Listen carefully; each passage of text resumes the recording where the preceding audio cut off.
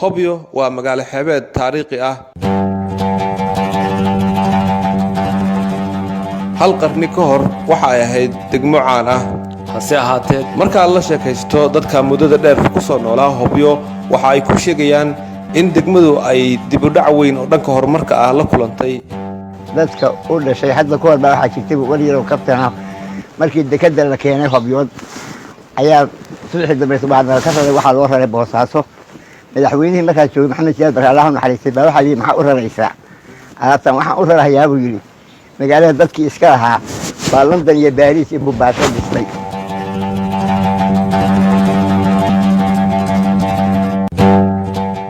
sanadkii 2016 ayaa maamulka Galmudug waxa uu sameeyay maamul degmo. xilligaas muuqaalka degmadu wuxuu ahaa mid aan indhaha u roonayn. dadka halkan ku nool ma aysan haysan adeegyada aasaasku ah nolosha dadka sida caafimaad, waxbarasho, koronto iyo wixii la mid ah. magaaladu jidad ma lahayn, xitaa dadka u soo safraya magaalada waxa ay dhib badan kala kulmi jireen wadooyinka soo gala oo uu bacaad gooyay. garoon diyaareedna haba sheegin.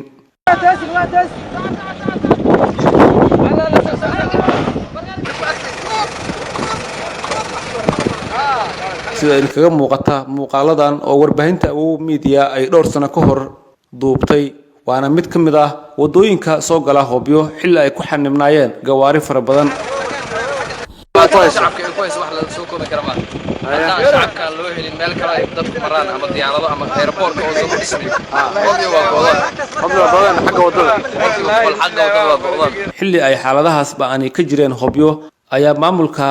degmada oo kaashanaya dadka deegaanka iyo ururo maxalli ah waxa uu bilaabay dhaqdhaqaaqyo wax looga bedelayo horumar la'aanta degmada ka jirta. dhammaan inta ku abtirsatay Galmudug iyo Hobyo shacabkeeda deegaan ahaan ka soo jeeda waxaan idinka codsanaynaa inaad naga caawisaan horumarinta degmada. Hobyo waxaan doonaynaa hiil bay u baahan tahay inaad u hiilisaan. Hobyo cidda danaynaysa airportkeeda oo Hobyoodka ah oo Hobyo ku abtirsata meel walba ay joogaan, hadday gudaha joogaan iyo hadday dibadda joogaanba. dadka gudaha jooga waxay bilaabeen kaalintoodii boqolkiiba 50 way shubeen. dadka dibadda jira wali waxba kama hayno. waxaan ka codsanaynaa jaaliyadaha dibadda inay ayaguna soo bilaabaan hadday rabaan inay meel walba ay jiraan ay saacado yar Hobyo ku yimaadaan. marka ummadda la soo jeediyaan leenahay dalkoodii dadkoodana hadii maalin kasta qof walba wax isku darayo inta loo galo waxba ka soo baxayo hadda wabillahi tawfiiq in ka qayb qaataan leenahay. durbaba waxaa lagu guuleystay in la dhiso garoonka diyaaradaha ee Hobyo, kaas oo fududeeyay socdaalka dadka deegaanka, suurana galiyay in dad fara badan oo dalka iyo dibaddaba ka yimid isla markaana daneynayay Hobyo ay halkan soo gaaraan. garoonka diyaaraduhu waxa uu muuqday il muhiim ah oo u furantay Hobyo. waxaa magaalada lagu qabtay shirar ballaaran oo looga hadlayay arrimaha Galmudug. waxaa durba degmada soo gaaray hay'adaha samafalka oo qaarkood hadda ka howlgala Hobyo. waxaa sidoo kale degmada Hobyo laga hirgeliyay warshadda kalluunka, taas oo shaqooyinkooda rasmiga ah ay dhowaan bilaaban doonaan, isla markaana la sheegay in ay ka shaqo geli karaan ilaa 400 oo shaqaale.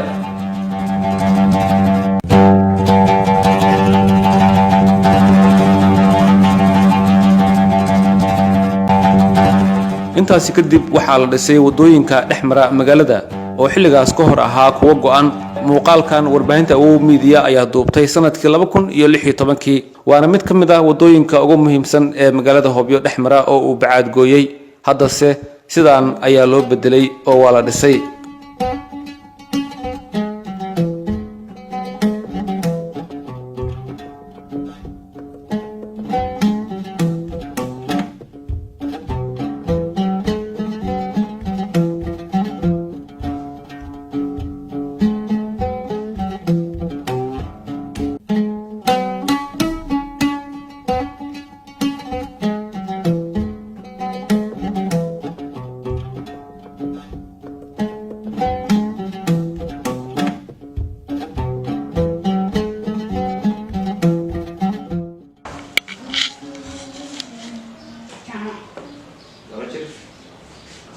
sodomeeyo sano kadib waxaa la howlgeliyay isbitaalka guud ee Hobyo.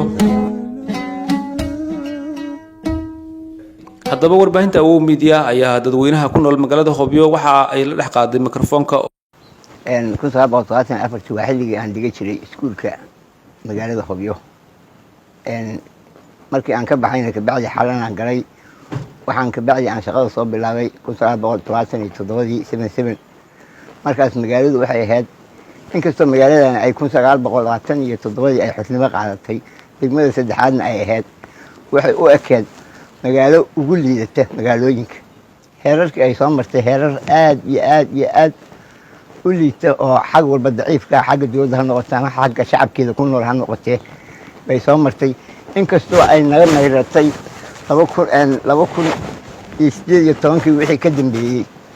horumarkeeda uu soo shaqo qaatay oo wadooyinkii loo dhisay isbitaalkii la weyneeyey wasaaraddii waxbarashada barbaarinta loo dhisay iskuulaad airboortkii la soo dhisay airboork wuxuu iska meel cawsa oo dowladeed buu ahaa airboorkii dhistay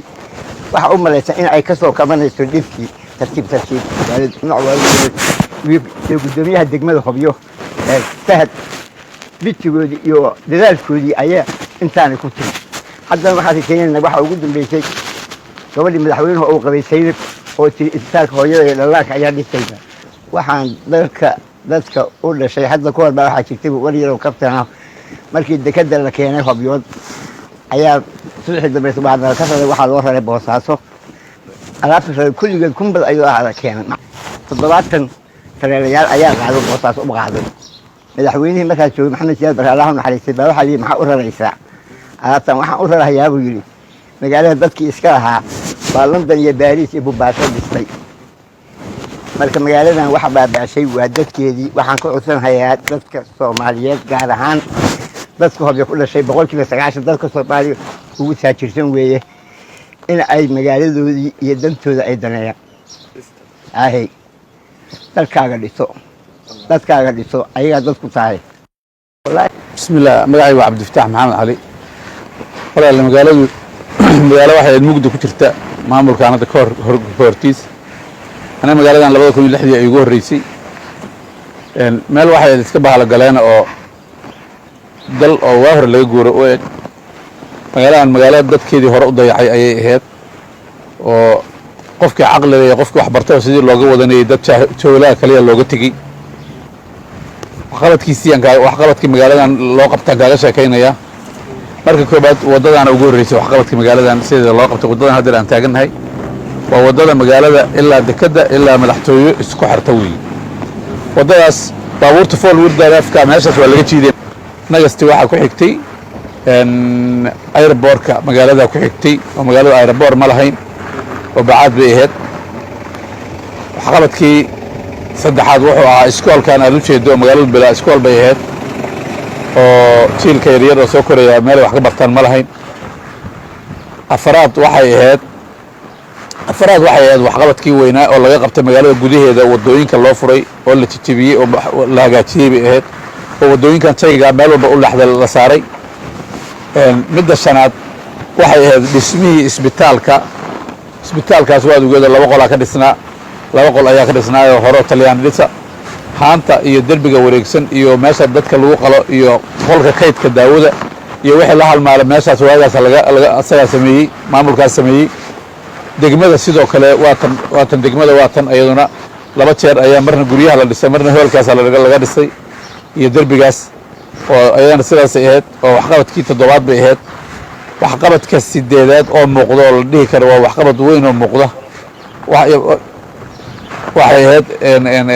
adeegan soolaradan ilaaskan soolarada solar systemkan ayay ahayd daraad waad ogeed adiga laftigaagu halkan waxa laga dhigay isbitaal hooyada dhallaanka iyo mid adult education dadka waaweyn waxbarashada dadka waaweyn ayadana waa la socotaa oo meesha laga dhigay waxqabadka magaalada hadda dadku waxay ku gaaraan habeenkii 8 saac 9 saac ay ku gaaraan magaaladana waxaan arki jiray ayadoo maqribka laga kala hoyaado oo ay taa meel bahal galeen oo qof walba baqayso magacaagu gulo istaahil Sheekh Abdullah istaahil ka waran magaalada Hobyo dhowrkii sano u dambeeyay waxqabad aynka ayaa laga qabtay si aragtaasi waxqabadka maamulka uu ka sameeyay degmada Hobyo ma sha Allah waxaan u arkaa horta boqolkiiba boqolta waa mahadsan tahay maadaama su-aalahaas aad weydiisay waa ku mahadsan tahay mudnaanta koowaad waxaa mudan maamulkeena hobyo waxay qabteen waxyaala soo koobi kara maahan magaalada markii hore waxay ahayd waa la ogyahay hadda waxay tahana waa loo jeedaa waxay qabteen maamulkan wuxuu qabtay waxyaalo badan oo bilica waxaa lambar kow u ah wuxuu sameeyeen aeroboort noo sameeyeen isbitaal baana loo sameeyey wadooyinana loo sameeyey gob iyo ayagba noo sameeyeen maasha allah wax la soo koobi kara maaha magaalo tuulaa geejin inta ku bax isku dhex yaacsan ahayd magaalo ka soo saaray maasha allah arwaxo intuu hay wax weyn buu noo qabtay dadba macnaha sheega golaha deegaanka waa noo dhisay airport waa noo dhisay ciidankiisa gob jidka maro wadada waa noo qodiyay maasha allah hadana wax kalsoonaa boqol هاي waxaad dareemaysaa wax qabad ahaan hobyo isla wax laga qabto waa ka tilmaamin karaa wax weyn ayaan ka tilmaamin karaa ka dhigay waan habeeyay waa hagaagsan yahay airport noo dhisay iskuul baa noo dhisay isbitaal waa noo dhisan yahay haddana rajo kalaan leenahay macnaha in haddana noo dhiso waxaa kaleeto leerar waa noo geliyay magaalada har iyo habeen lama kala yaqaan waa dhiarnayd waxaan ku leeyahay waa ku haysanaa waa wax weyn oo ku soo kordhiyay weyn oo aan yareyn oo qof walba ay ku qanacsan tahay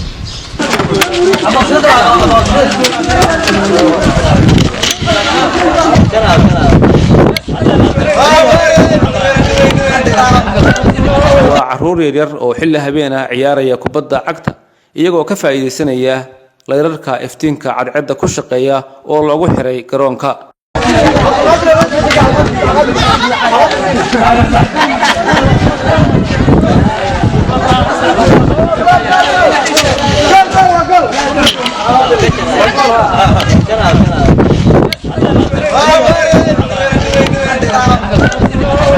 أي ما قاعد يشكل محمد سعد سعيد أي قرنك هذين كسوق عيارتنا سماه ها كعيارنا قرنك أي الحمد لله أول ما نكو عيار جري مجدي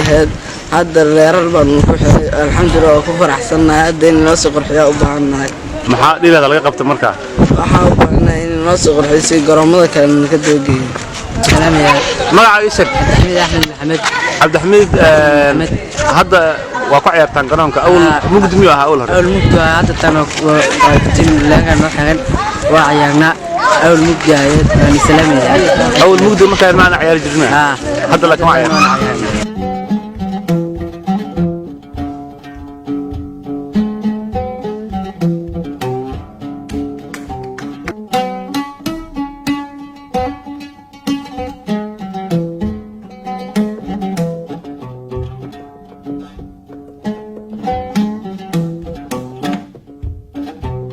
magaaladu hadda waxay u muuqataa magaalo soo kabanaysa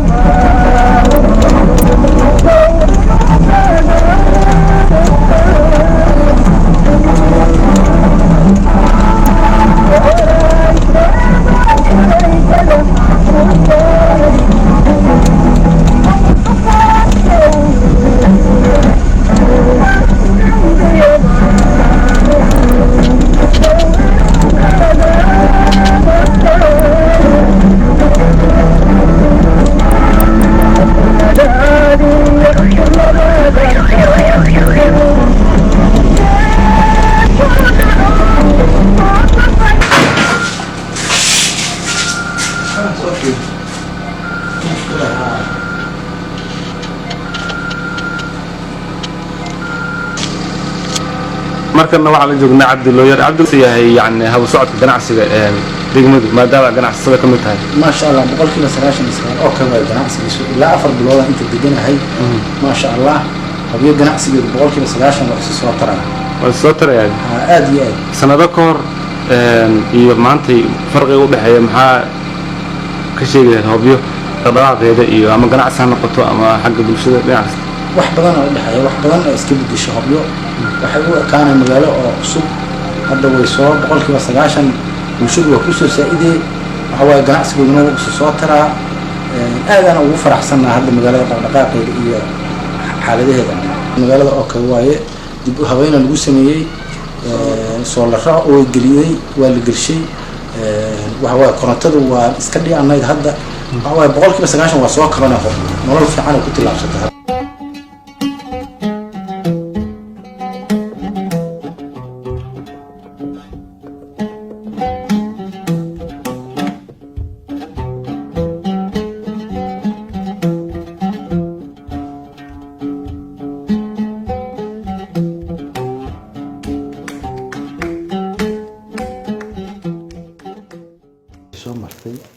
marka aan dib u malacsano dhowrkii sano ee maamulkan uu ka jiray maamulkan waxa uu faa'iido keenay waxa uu gaaray intii markii la qiyaaso waxaan ku sifayn karaa inay tahay degmo laga soo bixiyay god ayadoo ku jirto maantana maraysa meel nolosha ay kala jaan qaadi karto magaalooyinka kale waxyaabaha la sameeyey markaan dib ugu laabta maalintan imaanayay maamulkan oo la u diiday xilka magaaladu waxay ahayd magaalo aan lahayn haba yaraatee waxa loo yaqaan infrastructure ama nidaam system dowladnimo ama maamul ama jid ama iskuul ama caafimaad yani haba yaraatee wax ka jiray oo shaqo ah oo bini aadamka waxyaabaha xaqa uu leeyahay noloshiisa ka mid kala magaalada markaan imaanayay waxaan ka calol xumooday waxyaabaha ugu dhibka badnaa waxay 17 jir 16 jir 15 jir da'da ku hooseysa ilaa ay ka gaaraan 20 jir aad isku dhigan tan iyo intii burbur ku dhacay 2016 ilaa wixii ka horreeyay waxay ugu dhalaysay aragti yani ah in horta marka ugu horreysay bulshada dadka ama meesha dadka ku nool tallaabada kood ay qaadaan inta aqoon in laga kaabo waxaan ku guuleysanay isla markiiba inaan u dadaal tagno sida aan iskuul ugu heli lahayn maantana ilaahay mahadiis waxaa arday kor u dhaafaysa 400 oo arday oo dugsiga hoose dhexe ah oo aan rajeynaya sanadkan sanadkii 8ka ama dugsiga dhexe class ugu dambeeyay inay ka bixi doonaan ayaa magaalada maanta wax ku barata waxyaabaha kale oo aad baahida dadka ugu qabeen oo ay ka mid ahayd caafimaadka magaaladu waxay magaalo gabadha umuleysa gaalka ay loo qaado ama hobby loo cadaada loo qaado oo la sii wada 260 kilomitir wada aan lahayn meel la mara aan lahayn qofku kiliyaha ay xanuunayaan qof uur leh iska badaa saacadaha la sii soconaya ay 9 saacadood ilaa 10 saacadood gaarayaan nasiibad taasi waxay keentay in dadaalka labaad iyo xoogga labaad aan geliyay sidii aan magaalada ugu helnay alxamdulillah maanta waxay maraysaa magaalada inay leedahay isbitaal dhamaystiran qalliinkii qalabkiisa u yaal oo ah isbitaal lagu guuleystay in qofkii dhib ku dhaco ee ah qof dhaawacmay lagu dhayi karo qofka dhalaya lagu dhalin karo qofka qalliin raba ama lagu qalaayo haday tahay dumarka oo meelaha loogu daro in maanta alxamdulillah lagu qalo faa'iidada labaad ay ahayd oo caafimaadka tan saddexaad waxay ahayd dadka umada guuleysteen xagga horumarka waxaa wada magaalada inaysan ka jirin wax dhaqaaq ganacsi ah haatan magaalada waxay leedahay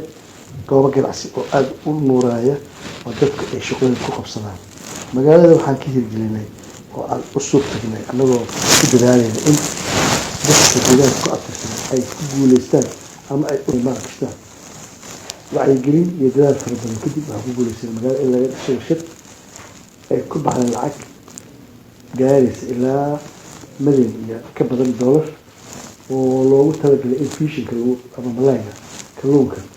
lagu diyaariyo processing loogu sameeyo taasoo ayadan ay shaqo keenayaan dad aada u fara badan oo deegaanka ah marka ay kacdo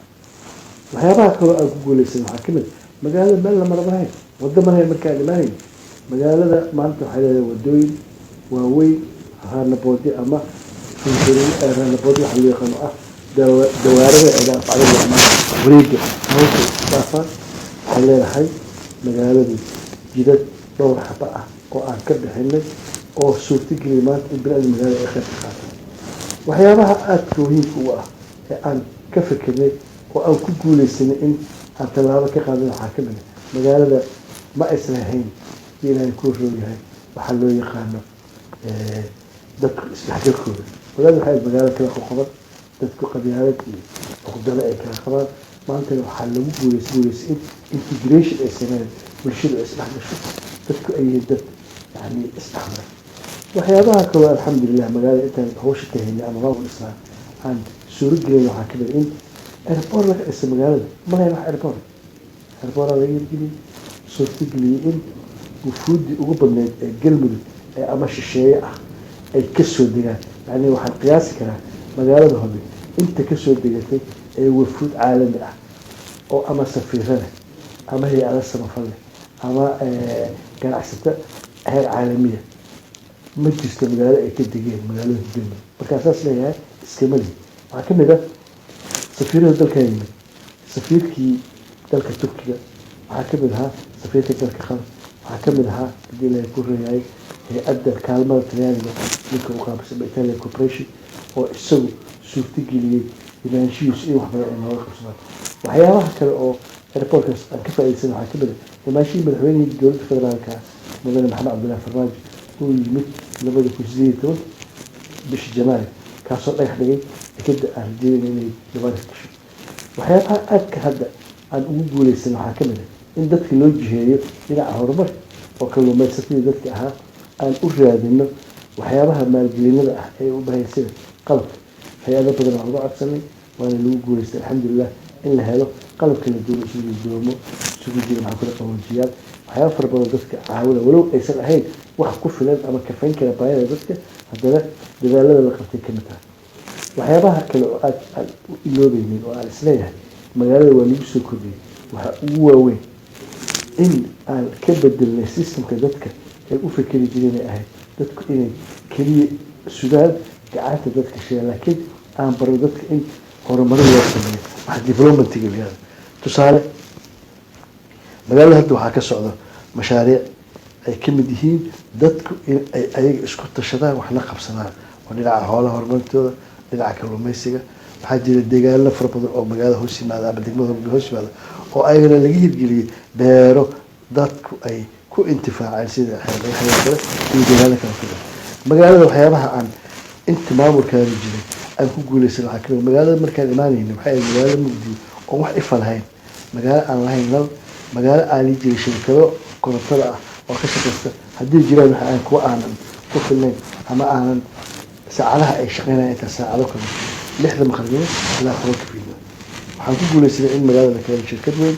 oo gekoliyaada ay timaado ay samayso mashruuc koronto oo magaalada ifiyo waxyaabaha kale aan aadka ugu guulaysan waxaa ka mid ah mashruuca solar systemka ah oo magaalada aan ka hirgelinay oo ay hay-adda Mid Foundation samaysay barnaamijkaas oo ah mid hobyo iyo wasiirba laga hirgeliyey aanan rajeynayna magaalooyin kale ama deegaano kale oo hoos loo hobyo inaan dhawaan ka hirgelino oo rajadeena mid aad u sareysa nolosha dhabtaana waxay soo laabatay magaalada caawa haddaad baxday ilaa waa beriga dadku waa shaqaysanayaan waa soconayaan ammaankeeda waxa laga bedelay horumarkii nolosha waxa iska bedelay dadka iska dhexgalkooda waxa ka bedelay waxyaabaha aadka aan ugu qiimeyn magaalada oo halkaas uu looga faa'iido waxaa kamid dhalinyarada ku mashquulsanaan jirtay golaha waxaan u sameynay garoonkii golaha habeenka dadweynaha ee degmada oo aan nalalka sawirka ugu xirno oo habeenkii ay footballka ku cayaaraan ama kubadda cagta ku cayaaraan aanan rajeynayn weliba in hadda si dhamaystirno oo qorshaha dhawaad aan wadna ay tahay sanadka intaan dhammaan waxaan jeclahay inaan dhigno roogi loogu tagay cayaaraha ama tartanka footballka ciyaartoyda cayaaraysa iyo inaan dib habeen ku sameeyo meeshaas oo aan wax badan kusoo kordhino dhinaca sportka wax ka qaban degmada hobyo waxyaabaha aan ka faa'iido waxaa kamid tartanka ugu dambeeya hadda ee kubadda cagta markaan ka hadla isdhexgalka dadka waxyaabaha waxaa kamid sports degmada waxay noqotay degmada ugu cayaarta wanaagsan degmada tartanka cayaariga degmooyinka galmudug hoos baa gaalka ugu qabtay waxay ahayd kooxda keliya ee ka dhex tiranay ee laga baqayo intaas markaa ka gudbo magaaladan hobyo waxyaabaha aan leeyahay maamulkaani uu kusoo kordhiyay amase aan waxqabadka aan oga sameyn waxaa kamid markaa dib malacsatay magaaladan maalinkii xilkan loo magacaabay oo dowladii galmudug ee la dhisay in magacaabay maamulkan suuragal maahayn madaxtooyada in la soo gaaro halshan wada la-aan bacaad waxaa la cali garoonka iyo waxyaaba fara badan oo aanan nadaafada magaalada wadooyin buura qashin ay yihiin aan ka qaadnay wadooyin aan ka bixinay wadada madaxtooyada hadda waxa laamiyaad moodaa waxyaabaha kale aan ugu guulaysan waxaa kamid ah annagoo ka faa'iidaysanayno dadaalka ay samaysay hay-adda god oo ayada runtii noo suurtagelisay dadkii contribution geystay ama gacanta geystay ha noqdeen amase dadka hoggaanku ama ha noqdeen in magaalada hore ay hesho waddo ka baxda halkan ilaa agaarkacayo dhismo laga bilaabo iyadoo haddana mid meel fiican maraysa ah waxaasoo cilma waxay ku yimaadeen aan ka hadlaaya waa maamul haddaan maamul jirin waxba ma sameyso maamulka hadduusan dadaal samayn waxba ma gaari karan waxyaabaha aan filayna marka oo mustaqbalka aan rajeynayna waxaa kow ka ah waxaan rajeynaynaa dhawaan in la dhiso dekeda weyn ee degmada Hobyo oo ah mid uu ballan qaaday madaxweynaha dowladda gobolka Galmudug oo aan rajeynayno in meel fiican arrinteeda marayso waxaa kaloo ku dhinac socda deked yar oo ah nooca jetting loo yaqaan oo ay kusoo xiran karaan doomaha cuntada ka keena Dubai oo aan rajeynayno dhawaan sanadka intaan ama inaan bilowno September October oo hadda qandaraaskeedii tartan dhawaan loogu galay Nairobi oo shirkadii dhismaha ay ku tartameen barnaamijkaas oo ay bixisay dhaqaalihiisa hay-adda Talyaaniga ee European Corporation oo ay ka mid hay-adaha aan ku guulaysay oo aan imaanjiri deegaanka Galmudug meeshii ugu horreysay imaan in Hobyo noqoto oo Hobyo ay u ogolaato hay-addu inay ka hirgeliso mashruucaas fishinka loogu talagalay oo dekedaas ah mida uga faa'iidaysan karno kalluumaysiga iyo mida uga faa'iidaysan karno ganacsiga naftiisa oo ah miday kusoo xiran karaan doomaha Dubai ka imaada ee cunnada keena ama alaabaha bagaashka xaaladaas keena runtii aan filayo sanadkan intaan dhammaan inay dekedaas hirgasho ayna bilaabato hawsheeda laga rajeynayo in isla markiiba ay loo soo gasho inay kusoo xirtaan waxyaabaha aan u baahannahay waxaa kaloo ka mid ah waxyaabaha aan rajada ka qabno dhismaha masawaca ama waxa loo yaqaano traffic lightka oo loogu talagalay badda oo ah mid isaguna mashruuciisa dhawaan la bilaabi doono oo ah midka geeska Afrika ugu weyn waxaan rajeynaynaa haddii ilaahay yidhaahdo in magaalada horumarkeeda maalinta in uu sii socdo sida aan filayno oo haddii ay noo suuro gasho qorshayaasha aan ugu talagalnay ama aan sida aan ugu sameynay balaanka ahayn qorshaha ay noogu dhaqaaqo aan rajeynaya in magaalada wax badan iska wadaan waxaan rajeynaya ilaahay diiwaanhoda inay noqoto business centerka ugu weyn Soomaaliya waayo waa magaalo xeebeed waa magaalo xoola beero bad kalluumaysi ha noqoto dalxiis intaba looga faa'iidaysto marka nasiibka ay leedahay deegaanka dhinaca kale marka la fiiriyo waxaa lagu tilmaamay meelaha shidaalka Soomaaliya ku jira meelaha ugu weyn ama ugu badan shidaalka badan marka haddii maamulka hadda shaqeynaya amase si saliima looga shaqeeyo oo aan ku guulaysan sidii hore qorshayaasha aan stabiliska aan u qaadnay ay noogu hirgalaan waxaan rajeynaya Hobyo inay noqon doonto magaalo ugu horreysa ee Soomaaliya waxaa loo yaqaanaa dalalka horumar ay yaqaan magaalo ugu horreysa ama fursadaha dhaqaale ee haysa ayaa u suurtagelina haddii maamulka sida aan wax u wadna ilaahay noogu fuliyo in aan gaarsiin karin in dadka magaalada ku nool ay noqdaan dad ayagu ku wada tabarka garan maamulka